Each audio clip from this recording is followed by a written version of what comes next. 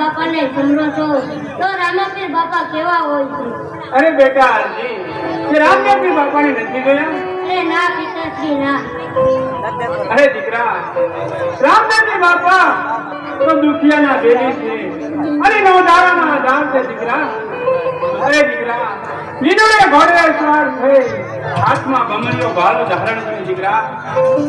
અરે દીકરા, જ્યારે જ્યારે તને દુઃખ પડે, તારી માથે સંકટ પડે, અરે દીકરા, આજ તો હું તારી સાથે સૌ કદાચ કાલ ન હો. આ શરીરનો કઈ ભરોસો નહીં દીકરા.